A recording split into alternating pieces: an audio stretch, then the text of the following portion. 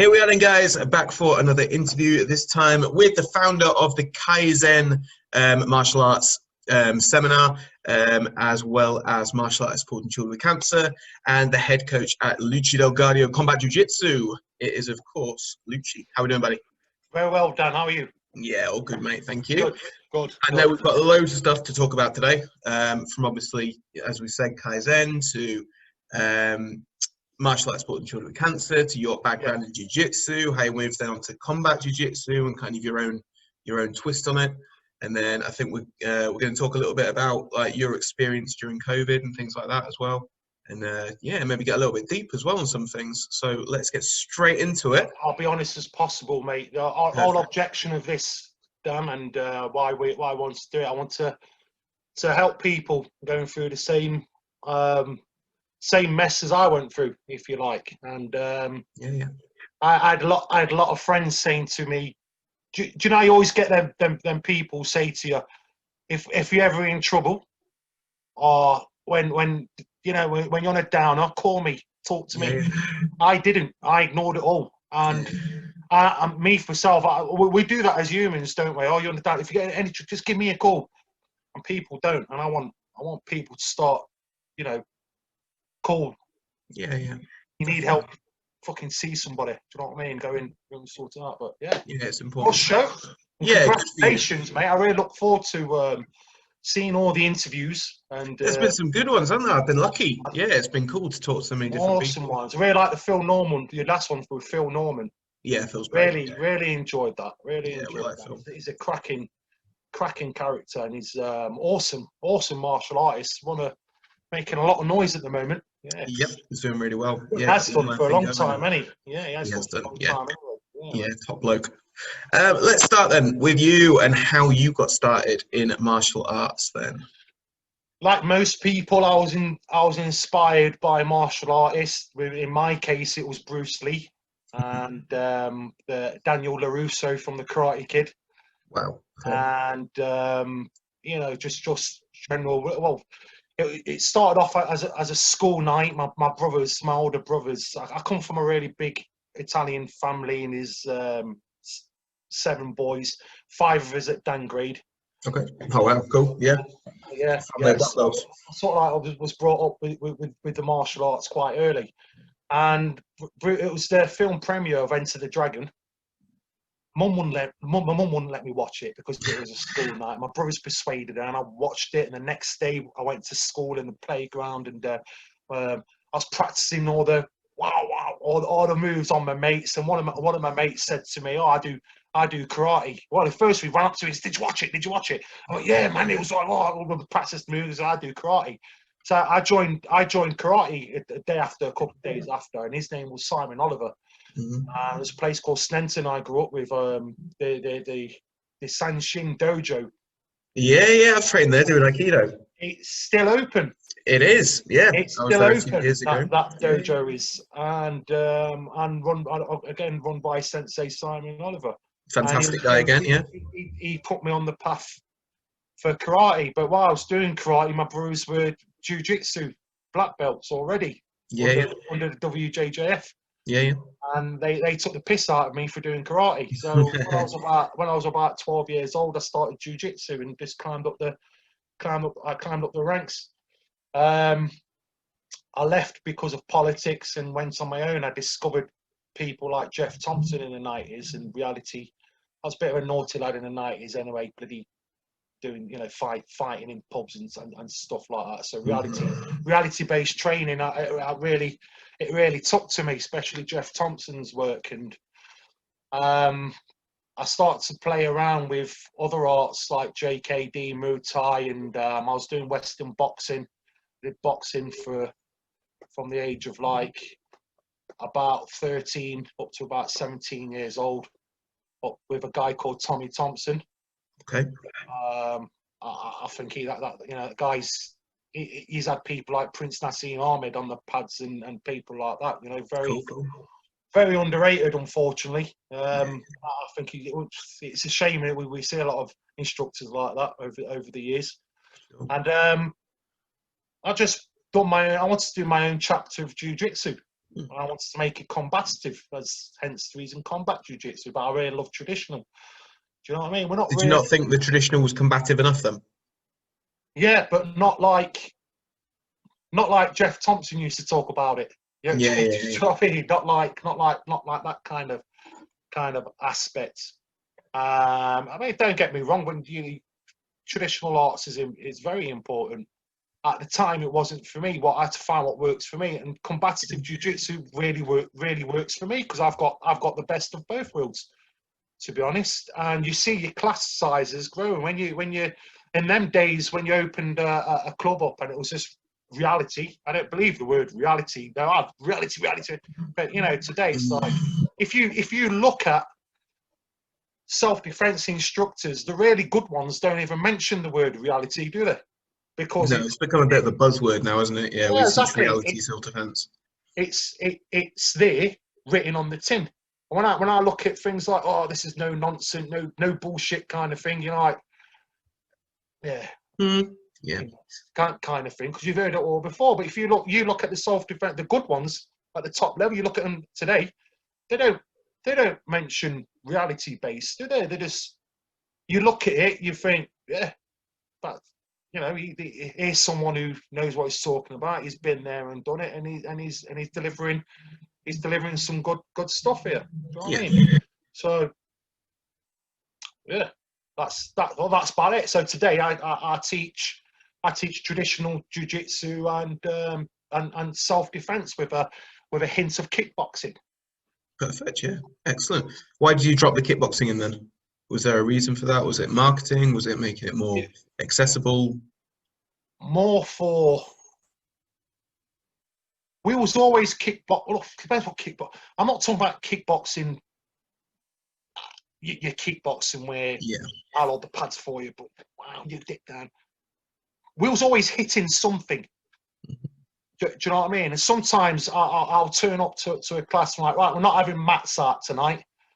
We're not having no mats art. We're just going to be hitting things. So we're going to be use all our 8 limbs, if you like, elbows, head, knees, your feet. We're going to be hitting things, and that kind of thing. I call it combat kickboxing or combative kickboxing. Yeah, because it's not like right. We're going to jump in the air, spinning back kick. There's nothing wrong with that. Nothing wrong with that. People do what they need to do, and I'm. So at that stage of my life now, I don't really care what happens in your dojo. I care about what happens in my dojo, kind of thing. What you guys do, great, good. If it's working for you, keep going, kind of thing. So yeah, that's what we do. We hit things, cool. And it's incorporated, if you like, into the jiu-jitsu. But I fucking love the jiu-jitsu, man. I'll never ever go away from jiu-jitsu. No way. It's like your bread and butter. It's my bread and butter. I love movements. I love the physical you get, the locks. It's brilliant. You know, there's always something new around the corner. Yeah. To learn in jiu-jitsu, you know, especially in how many arts can you see in jiu-jitsu? It's great. You can pull up a Krav Maga clip, can't you? And go, yeah, jiu-jitsu. I take the piss a lot. I always say it's all jiu-jitsu. Especially the Wing Chun guys. The Wing Chun guys will start jumping on me. So all right, let's have a look at your Wing Chun. Like, yeah, all right. Jiu-jitsu. Yeah. You're an Aikido. You got an Aikido background yourself, and I believe he was a jiu-jitsu master. A lot of jiu-jitsu in there. Yeah. It all traces lineage back to that Aikido jiu-jitsu. I love to be good at. I love to be good at Aikido, but I'll shit at it. Unfortunately. Did you give it a go? Yeah, I did, and I think it was because of my jiu-jitsu background. I was limited to what I was doing. I was trained that much where I'm hitting. I'm like, it's quite frustrating. But yeah, man. I love to be good at that, but you know, it is. Cool. How easy did you find it to transition then to becoming an instructor? Was it quite a natural progression for you to instruct? Do you like teaching? It was really easy because I helped out my brother's dojo since an early age. He'll give me like a little group. I was about 16 when I started really proper teaching. I won't say proper teaching, but he'll give me like a little group of white belts to go through with him and things like that. And I was like, yeah, I really like this. I opened my first class when I was 21 years old under my brother's permission.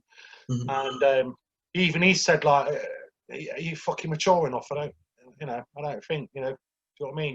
You're out on the piss every weekend, going out every night, and you know what I mean? Yeah. He let me anyway, and it wasn't that successful, to be honest. So I sort of like had a little break. I met my wife Kerry about 18 years ago, and her and my mother-in-law persuaded me, because I was ready to just chuck it. I did everything. I did the boxing fights. I've done the Muay Thai. I've done. I explored all the martial arts. I did everything. Do you know what I mean? I was still love the Jiu-Jitsu. Don't get me wrong. They persuaded me to go out and teach again and get back to training. So best thing I did, really, and I did. Perfect. And if it wasn't for them, I want to achieve things like Kaizen, martial arts supporting children cancer. 3 really good schools. I've got 3 really good schools. They're not the biggest clubs, and they're not the smallest either. They're just, for me, we've got about 80 members. Cool. And we're always keeping it at that level because I'm really happy at that level. Yeah. I've got a really good day job. I'm fortunate to have a really good career in sales. I work in sales and marketing, and I'm really quite fortunate. But I left school with nothing, a black eye and a copy of an Happy Mondays album, and that was it. I can't even spell GCSE. And I've always been taught stick what you're good at. And I used to be a baker, and bakery manager got me in. He said, "You'll be really good at sales and marketing. I'm promoting you to wholesales manager, and you're going to go out there and you're going to get me loads of business." And he was right, and I did that, and that's what I got at, you know. So there you go. A lot of people say, "Why aren't you a full-time coach?" I'm like, because I believe if it's not broken, don't fix it. You know. But at the moment, I've got a home, I've got a car, I've got a really good job, I've got a lovely family.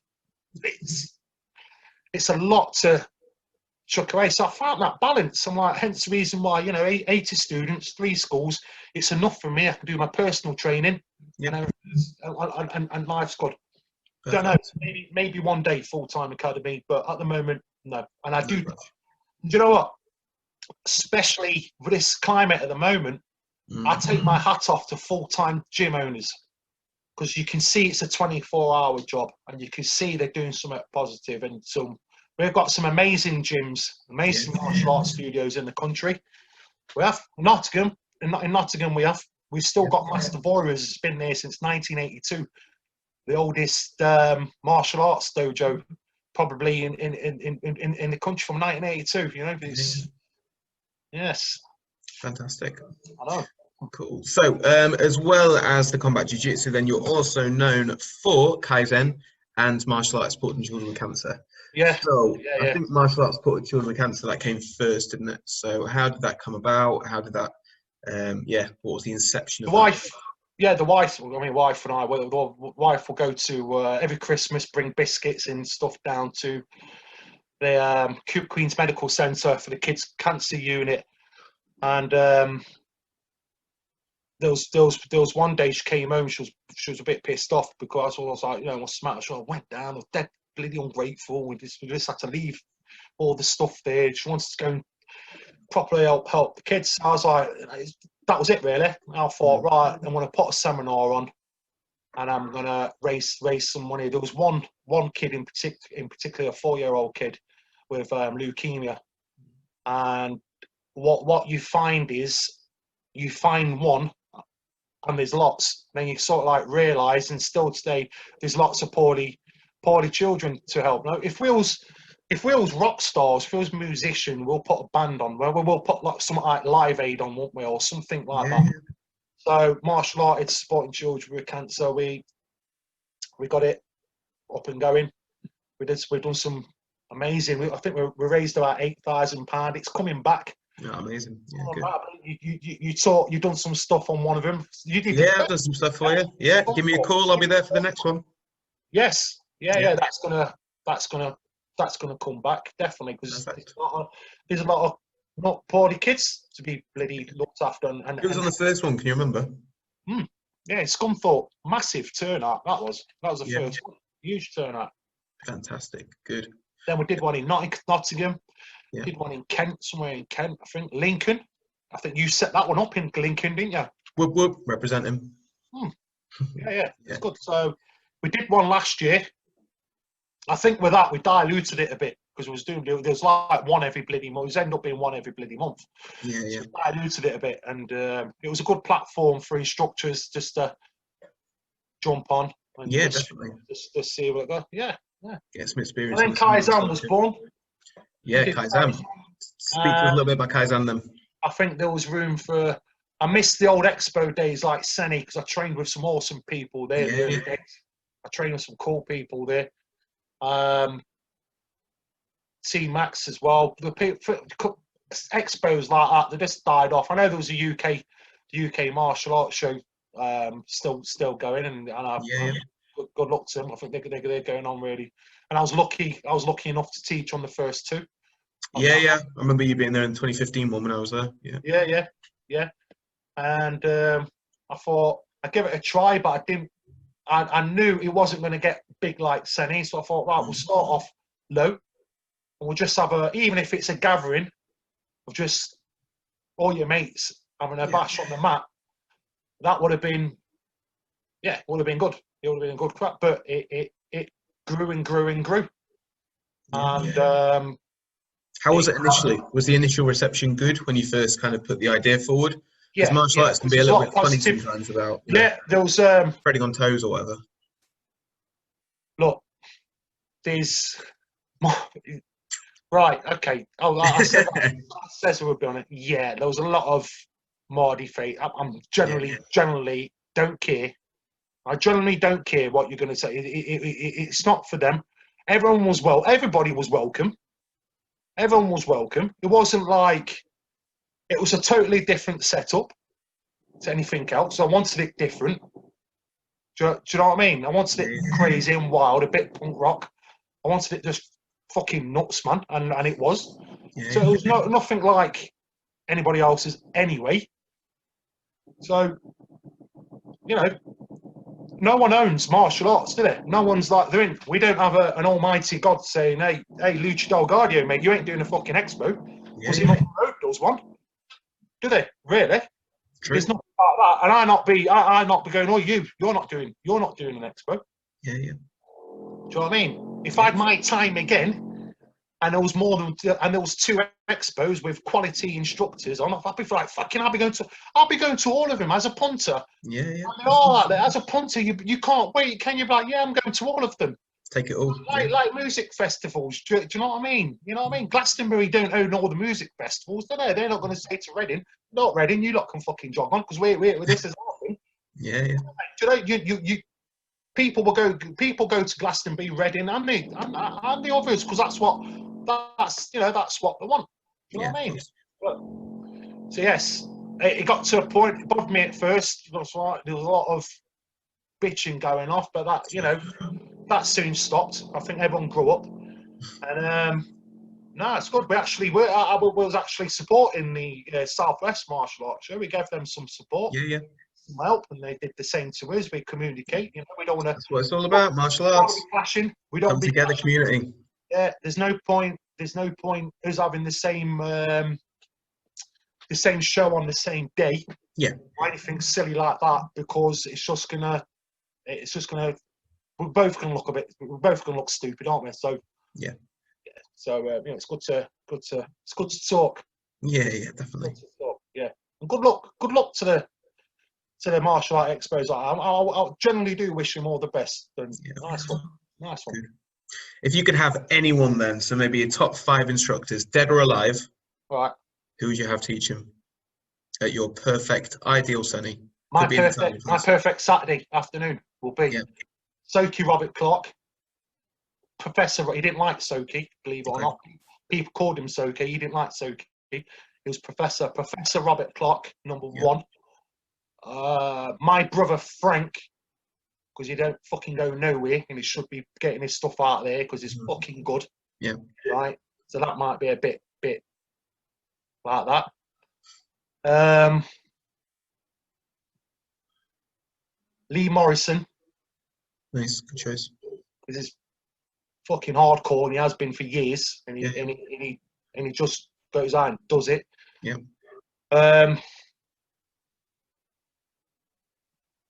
Let's chuck in.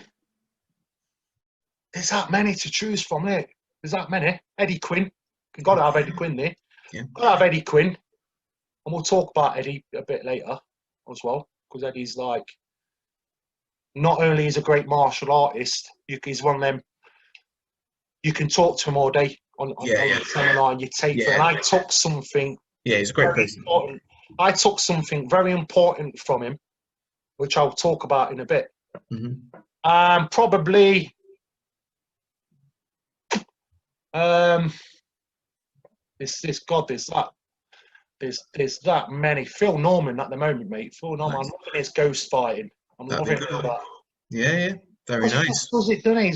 He's really humble. And he just, just gets on, does it? It's done. Yeah. He's built something amazing there. Yeah. There's so many done. There's just loads and loads, and they go on all day. Especially when you start to do expos as well, you got to really hunt around and think out the box and just get what the people want. If I had my favourite martial artist all in one day, no one will turn up. Generally, nobody will turn up. Honestly, because my favourite I was quoting names that people, hopefully in Facebook world, will know. But the truth of the matter is, the best martial artists I've ever come off can't even start a computer. Yeah. You know what I mean? They've still got the Nokia 3210. They're fucking old school, and that's the truth of it. You know what I mean? So, perfect. Cool. Let's talk COVID then. So you had a bit of a down period, didn't you? Which I think you wanted to talk to people about, and then the idea of the martial walk. So yeah. So share it. Like everybody else, start of COVID, it hit you. It hit me like fucking boom. I generally thought this will be a month and it'll be all over. Blah blah blah. Lockdown for a couple of 3 weeks, whatever. Blah blah blah. My business will all be back together again. I watch my business just crumble, so it brings on stress. Really does bring on stress, and it gets worse and worse and worse and worse and worse. You're stuck in the house, arguing goes on. It's just, and it's more just building up. And I got psyched to a point where I was like, do you know what I mean? I think I'm really, really suffering. Back in May the 9th, I was in bed and I got a phone call, and it was 6 o'clock in the morning, and it was one of my older brothers just to give me the bad news that my mum passed away. And I knew when I got that phone. And I was like, 6 in the fucking morning, what does he want? I just knew. He wasn't ringing me at 6 in the morning, just say, oh, how are you, mate? Do you fancy coming out for a jog or anything silly like that? And I just knew. I just knew it was bad news. And that it hit all of us, really. And I think that's when it really started the mental illness. I don't know. I can't call it depression because I don't know what depression is. But people will look at it and go, yeah, that's depression. I call it a head fuck. And there was times where I would just leave the house and walk and try and escape from literally everything. And I didn't want to talk to nobody. I got really nasty. One of my best mates said to me, he said, you're gonna get to the point where you're generally just a walking time bomb and you're just walking around with this horrible rage in you. When that happens, I want you to call me. And I didn't call him. And all that, a lot of that was happening. Really, it was really, there was generally one time, the worst time, the lowest point was the wife and kids thought generally I was dead. My wife nearly phoned the police to report me missing because I went out in the morning and I was out. There was a time I looked at Trent Bridge and I thought I'm going over, and I was fucking seconds away, and that frightened the hell out of me. Yeah. Believe it or not, I saw a family of swans come under the bridge, a family of swans, and that stopped me. jumping over, fucking the family of swans. I came home. I was soaking wet because it was drenched. I came home and I just saw the hurt in my wife's face. My wife was fucking furious. I was on the strongest sleeping tablets you can get, right? And I took 4 in one night. Wife went fucking ballistic. She went ballistic. You can see, when you're hurting somebody who's just generally trying to help you. Because I've rejected everybody. I've rejected all my mates. I've rejected everybody. And so like the missus, the wife was like sort of, I took everything out on her because she was there. I wouldn't spoke about this at all 2 months ago. I sat down with her, and she said, I know what's wrong. You need to tell me. And I broke down. I fucking proper broke down. And she was on. I begged her, don't phone the doctors. Do not phone the doctors, because she was going to get me into the doctors. I knew what was going to happen. I was going to go to the doctors. Doctor would give me antidepressant tablets, and in my mind, I thought I'll be fucked. And I'm not taking nothing. I'm not taking nothing because I needed to handle it myself. Yeah. The worst time, and this is when I'll talk about Eddie Quinn. When it peaked, I sat down on this bench, and it was fucking raining. It was late at night, and I was on my own. I had my head down, and I broke down, physically broke down. I was walking around these woods, and I was looking at trees, and I was thinking, I'm gonna fucking hang myself off that one. I love that tree. I'll hang myself off that one. Then you get thoughts in your head like, your son plays around here, and he's got to look at that all the time. So you sort of like go into like a panic mode as well. And I'm sitting down on this bench, and I'm fucking in an absolute mess. And I remember a Salat class I did with Eddie Quinn, Salat Fetra. Yep. He spoke about one of his closest friends. I'm not going to mention his name because I have a lot of respect for this gentleman. And he mentioned that he was on the floor, and he thought to himself, he said, I can fight from here. I know how to fight when I'm this guy. And that's what I thought. I remembered that lesson. And I remember Eddie talking about that situation. And I thought, I know how to fight from here. I've been doing martial arts since I was a kid. I know how to fight when I'm on the ground. And these thoughts running through my head, like, I know how to fight. I'm down here at the moment, but I know how to fight from here. And I thought, I've got to sort my shit out. I've got to sort it out. I've got to do it fucking now, because I'm going to go down the pan. That's it. I'm going to be finished. Do you know what I mean? And I don't know. Maybe Eddie, that class at Eddie Quinn, that could have saved my life. I don't know. That's it, because I wanted to gone that far, I don't think. But it definitely was a turnaround. I definitely turned around. I went out walking. I just walk all around. I just walk everywhere. And as time got past, I felt I'm really liking this, because you're looking around and you're appreciating how beautiful a tree will look, and water, and how the world is, and you're meeting people, and you're walking past people. Yeah, you're right. And you know. So I did that, and I come up with the idea of martial walk, because it helped me just going out simply for a walk. I do about between 5 and 7K. Yep. Headphones on, listening to music, just walking, fresh air, go out for a little jog, a little run. And that's sort of, I think it's got over that. That's how I dealt with the whole situation. Cool. Do you know what I mean? From the grieving, passing, from the shit what's going on from my head, and other family stuff what fucking just wrecked my head and got me angry. And it does get me angry sometimes when I think about it, but I can't, because it's not fair. It's not fair on other people, the people I live with. Do you know what I mean? When your wife and kids are going out to the river looking for you because they think they've convinced themselves that Dad's not going to be around no more. You've got to and I think all the messages and all the nice phone call, and the phone calls I've had, all the people who genuinely said, my only advice will be this: when people say to you, if you need to talk to somebody, and if you need any help, pick the fucking phone, talk to them. Because I wish I did. Yeah. I wish I did. I didn't. I bottled it all up. You know, I sat down with my wife. My wife even said, I know what's wrong. You don't need to tell me what's wrong. It's got to come out of your mouth. You need to tell me. You need to get it out of your system.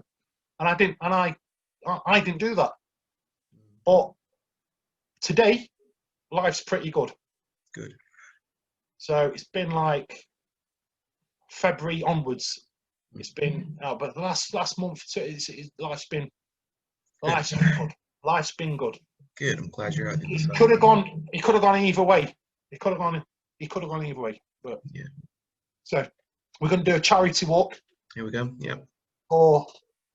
For a charity called Calm, which Gary Henshaw suggested. A charity called Calm, and I'm looking at walking from Nottingham to Matlock, which is about 30 miles. Mm-hmm. We don't know how we're getting back yet, so more likely the walk will be like one of the circular ones. Because I'm like that. I'm like I've cycled to Skegness before, which is about 90 miles, and when I'm walking around, I'm like, I'm going to do this for charity. I'm going to walk to Skegness. Then I looked at the map and I'm like, fucking no chance. 3 days. Cool. Have we got dates in place yet? Or early October, I think. Cool. Early October. Yeah. Kaizen October this year is it's all on Boris, so it's more than likely. Yeah. We've got a date for 2021 anyway. Okay. Yeah. So everything will be literally moved over. You just don't know what's don't know what's around the corner. My normal classes go back next week. Yeah. A lot of restrictions. I've got to put on two more classes because of the meter rule and all that. Yeah. So and it's difficult times, isn't it? It's not fun for anyone. I think everyone's been affected in some way, whether it's professionally or personally or both. Yeah. But yeah, shit times for quite a few. But as you said, we'll get through it. And this is where the martial arts comes in, doesn't it? Yeah. Stand up, as you said. Get up off the ground. We can get up. We can do what you got to do. If you're rock bottom, if you're at the bottom, you're a martial artist. You know how to fight from there. Yeah. Fucking get up and fight from there, man. Yeah. Fight. Look at another Muay fight. The people will be listening to this. Some of them will be like, I relate to that because I've had messages already. And I'm like, bloody hell. Do you know what I mean? I'm only putting out there and going for a walk. And like, people are fucking good man. This happened. And they start telling me their personal stories. And I'm like, wow, kind of thing. Yeah. But, look at the people close to you and imagine their life if you're not there. Yeah. You know what I mean? Imagine what they've got to go through. Definitely. When you're not there. Because, my one of my best mates, he hung himself in police custody when we were 23 years old, and that was no one wants to go through that. No, of course not. And yeah, it's sad. Life's good. Good. Depends how you look at it. Life's good. So the martial walk then in October, early October. I'll announce a date soon. Cool. And how can people get involved with them? Either donating, or are you going to open it up to everyone? Yeah, I'm going to open up to everybody who wants to come along for. Sign me up. I don't mind going out for a walk on my own because I've got my missus. The whole family can't stand the music I listen to. Right, my son's all into all that Stormzy stuff and all that stuff. The wife can't stand none of my music. Even though they took me to go and see Liam Gallagher in February in Rome. Nice. Yeah. And I was all there, and I know they really enjoyed it. So, and I love music. Music for me is a big part of my life. Music is. So headphones on. I like to go out on my own and just really blast it. And I'm in my own world. But sometimes think, I won't mind. Big company. Have a little chat. Do you know what I mean? Yeah. You know what I mean? Well, sign me up, buddy. I'm sure lots of people will turn up for it. And I know. A lot of people have said they're gonna come along anyway from martial arts. Anyway, they're gonna say they're gonna What else have you got planned for the future then? So obviously relaunching your classes, you said as next week. That's next Kaizen. week. Yeah, Kaizen. I was going to launch this year Kaizen Fight Gear. Okay. Which is sort of I can't be bothered with stress at the moment, so it's a lot of that stress. So that we're looking at like 2021 for that, summer 2021 for that, but only a little bit of that. It's not going to be nothing. I'm just going to see how that goes. I'm just going to put that in right, see how that goes. It's more of a personal thing because it's one of those things. Imagine having your own clothing brand. Isn't that cool? So I thought, I'll get my own clothing brand, Kaizen Fight Gear. Right, cool. So we'll see how that goes. If I sell one T-shirt, I'm happy. I've got my own. I can say, I've got my own clothing brand. Yeah, Kaizen. We're looking at Kaizen. We've got some great plans for Kaizen, mate. It's going to be awesome, man. And I think 2021. You can write this year off, can't you, for seminars and stuff like that? But I think so now, yeah. I think 2021, if you're a martial artist, it's going to be a great year. It's going to be a resurgence of it, definitely, yeah. Yeah, there's going to be so much to do, isn't there? Yeah. There's going to be so much to do. Honestly, I think every weekend's going to be full next year, man. So I'm looking forward to meeting up with everybody again. Yeah. That shadow of doubt, definitely. Cool. Any other plans for the future then? That's about it. That's it. Perfect. That's about it. Work. That's about it, man. Just work. Cool. Work, rest, and play. Fantastic. With more play, man, and there's just like more time. I appreciate my family a lot more, and we've been doing, I think, more activities with them. Really, to be honest. Good. Yeah. You know what I mean? So fantastic. Yeah, it's cool. How can people get in contact with you then? If they want to get in contact for either Kaizen, or if they want to get in touch with the martial walk, or anything like that, or even Yeah, I'll post it everywhere. We've got a really strong Facebook page, Kaizen Martial Arts Expo, and we have Kaizen Community Group. So either of them. On my personal one, Lucci Del-Gaudio. But yeah, I reckon there'll be about. On the walk, there'll be easy 30 of us, definitely. There'll be about 2,000, maybe 3,000 people to say, yeah, we'll be there. 30 rock up. 30 rock up. It doesn't matter. Just donate £1, man. Just help somebody. Definitely. Just help someone. Just remember, man. If you you can make friends. You can talk to these people there who want to help you. It's whether it's up to you if you take it or not. And I can really do appreciate that it's difficult for people, and it is. It was difficult for myself, man. But perfect. All right, then, buddy. Thank you for your time as always. Thank you, Daniel. Good to chat to you again. We'll catch up soon. We'll do. And then keep the martial view going, pal. And, we'll keep it going. I think next time we talk, Dan, we'll talk about Martial Masters and the relaunch and Martial Masters 2. Yeah, we haven't spoken about that. That's been on hold. It has been on hold, hasn't it? It's been on hold. Discussed it a few times, and then put on the back burner. Maybe a relaunch of Volume 1, and then maybe or a relaunch and a revamp, and then a revamp be good. Yeah, and then maybe Volume 2 as well. Maybe again, or 2021, maybe. Or a follow-up. Yeah, definitely. Yeah, I'm sure we can do something like that. Because there a lot of instructors in that book have progressed massively, aren't they? Yeah, well, there's a couple that aren't with us anymore as well, unfortunately. And there's a couple that aren't with us no more, which is really sad. Good to keep their name in print. Definitely. So once in print, that's the beauty. It's there for life, isn't it? It's not going. It's not going nowhere. Do you know what I mean? So I'm really glad I was part of it. Cool. Yeah. Hang on. Talk soon, mate. Yeah. All right, then, buddy. Take care. Thanks for having me on the show. Well done. No worries. Take care. Thank you.